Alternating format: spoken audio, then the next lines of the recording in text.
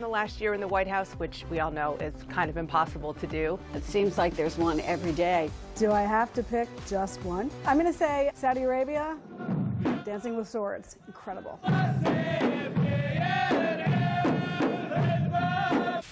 The time that Anthony Scaramucci vowed to fire the entire White House communication staff because of a leak about his plans to oust a junior staffer. What I'm going to do is I will eliminate everybody in the comms team and we'll start over. So it's no problem. That leak turned out to be an on-the-record comment from Anthony Scaramucci. The mooch! The mooch. The mooch! Or just all 10 days of Anthony Scaramucci. Thank you. Thank you. So tonight there is no White House communications director. There hasn't been since Hope Hicks left. That is, unless you count the president as his own communications director. Over the last 12 months, 3 different people have held the job, including, as you just heard, for 10 glorious days last summer, Anthony Scaramucci. 10 days, but a lifetime of memories. He openly talks about his time there, his departure, and freely dispenses advice and criticism to people still in the White House. You know, and more importantly, he still talks to the president regularly, including about Russia, he tells me, within the last couple of weeks. I spoke to him about the event tonight and where the president's head is right now. Anthony, this is the second year in a row that President Trump has decided not to come to the Correspondents' Dinner. Why, do you think? Well, it's probably a combination of things. I mean, candidly, I don't 100% know the reason, but I think that he probably has a conflicted view of the media at this point, 18 months into his presidency. I would say that for 45 years, I think he felt that he had a very, very good relationship with the media. And I would think at this point, he probably thinks that there's some levels of unfairness that are going on with the media, and he doesn't want to go there. He always pretty much expresses his true self. He wears everything on his sleeve. And I don't think he wants to go there and emote about some of the things that he's upset about. I think that could be one of the reasons. And I think the other reason, frankly, is that he's got a lot of work going on right now, particularly with the North Korean situation and other things. And so he probably doesn't want the distraction. We'll talk about North Korea in just a minute. I mean, he's going to Michigan for a rally, so I don't think the distraction is the issue. It really does beg the question if he's concerned. It might be CNN, John. I don't know. I didn't want to say that, but it might be. Well, but everyone, the CNN's not the only one there, right? So my question to you, is he afraid? Do you think he's afraid to go? Listen, there's no fear in this man. I mean, this is the toughest person that I've ever met. I mean, I don't see, this is not a guy that has a lot of fear in his life, so it's not that. I think it's just, you know, I think it's just the atmospheric surrounding it is probably something that he wants to avoid. It's interesting because you talk about the atmospherics around it. Talk about, look, everyone gets made fun of. I mean, we all get made fun of at different times. It's something you know, and we all have to learn to laugh at ourselves. Not me, John. I don't recall ever being made fun of. I'm probably in the early stages of Alzheimer's saying that. Well, look, of all people, James Comey has actually commented on the president's sense of humor. It's something that he discussed in his book, and it's something that he's discussed in his rounds of interviews. Let's just listen, if we can, to what James Comey has said about the president and laughter. If you are insecure, you cannot laugh for 2 reasons. First, you look silly laughing, and so you expose yourself. And engaging in a humorous encounter with somebody else is a risk for an insecure leader, because I might have to acknowledge you, that you said something funny that I didn't say. And so I saw Presidents Bush and Obama both use humor effectively to relax, to put at ease, to try and get to the truth. I never saw President Trump laugh, even in an almost hour-and-a-half long private dinner. Have you ever seen President Trump laugh? I mean, so many times. I mean, you have to know that on the campaign, there was a raucous atmosphere on the campaign, and we laughed a lot. And I was only in the White House for 11 days, but we had a lot of fun in 11 days. And the president knows how to tell a joke, deliver a joke. He's become more famous than me. I think she's more famous than I am. He also knows how to get a joke. I saw him at CPAC. Maybe you saw some of the clips of that where he's making fun of his hair and trying to get the comb over going in the back of his head. I try like hell to hide that bald spot, folks. I work harder.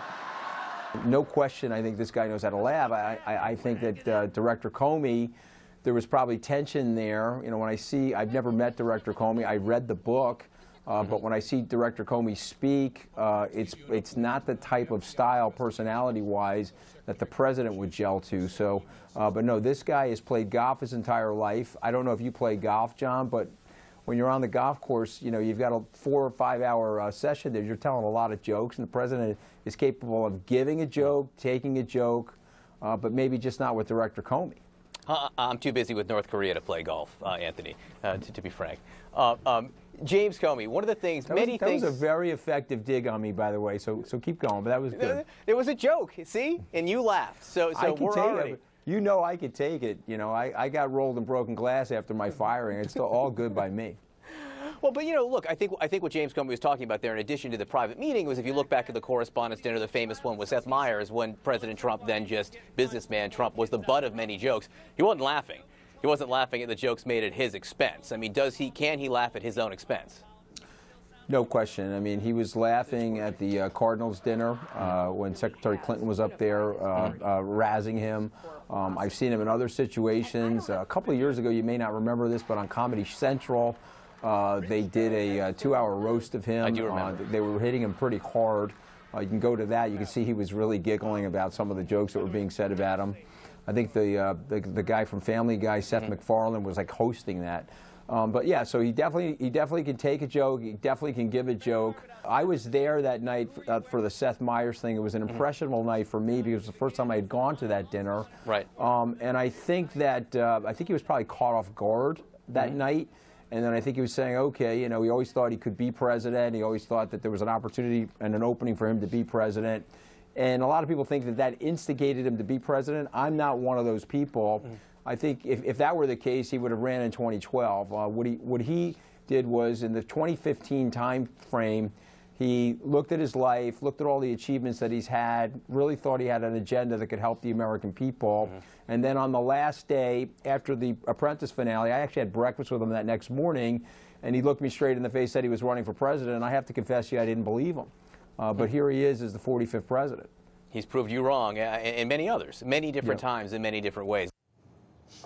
If you think that's it, think again. That was the beginning of a fascinating interview that John did with Anthony Scaramucci, the man who held a very important job in the White House for 10 full days. 10 full days. You also talked to him, which we'll see in a little bit, about what he talks to the president about still. Yeah, I'll give you a hint. Russia. Yeah. The Russia investigation. Okay, Russia, Much more on that coming up. But let's talk about laughs and laughing for a moment, because, as you heard, Lauren, Anthony Scaramucci said he's seen the president laugh so many times. Oh, yeah. Yeah, so many times. There's absolutely no evidence of what he just said. And, of course, at the Al Smith dinner, we saw the president really not tell jokes. I mean, he was sort of overly serious and made everybody uncomfortable, and that was his contribution to the evening.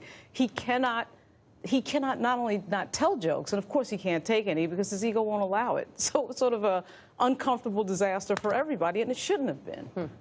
So I guess I can just say I've been in the presence of the president where he has laughed, so let's just set the record straight. The president does laugh. I've heard him laugh multiple times. The president can tell jokes, can take a joke. I mean, this is just ridiculous. I mean, should he be there tonight taking it?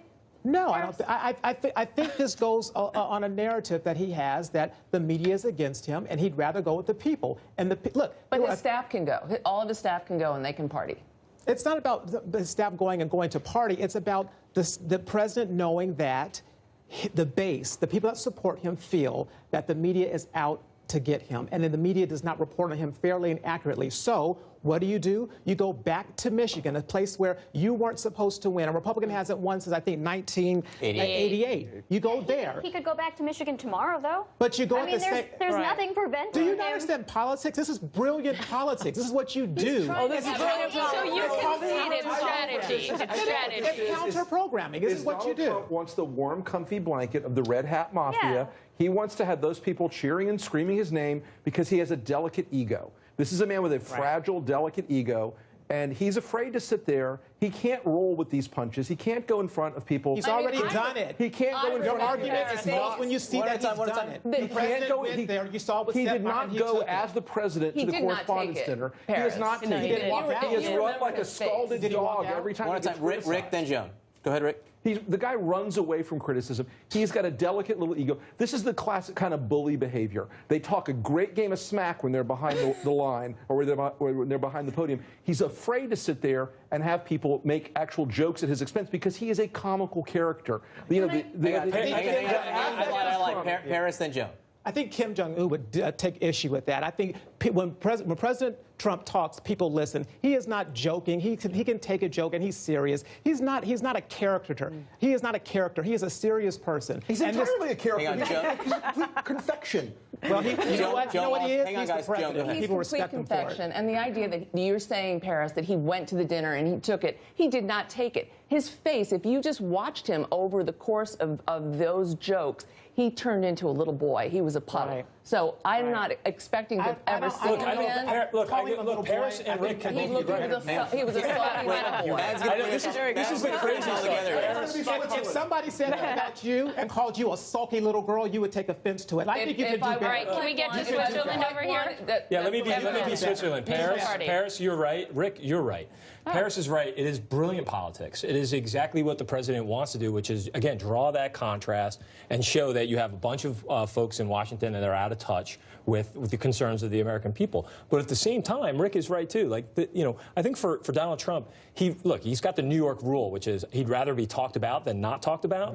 But at the same time, there's a line of demarcation when it's not for his benefit or if it's somehow criticism. He is very thin-skinned on it. But look, here's the other truth. No president wants to be there at these things. No president wants to spend what is probably the only really nice day of spring in Washington, D.C. before it turns 95 degrees. They don't want to spend it wearing a tux, hobnobbing around with journalists that they have to talk to every single day. But they do it. But they've done it. Yeah, they have, but they don't want to be there. They don't want to be there, so they don't want to be there. So in some ways, you could say Trump is finally honest in that he's not there because he doesn't want to be there. That is not All right, part so of it. the president, we're going to take a quick break here. As the president is speaking in Michigan, in Washington, Michigan, the crowd just chanted something very interesting. What did they say? You'll hear it next. Stay with us.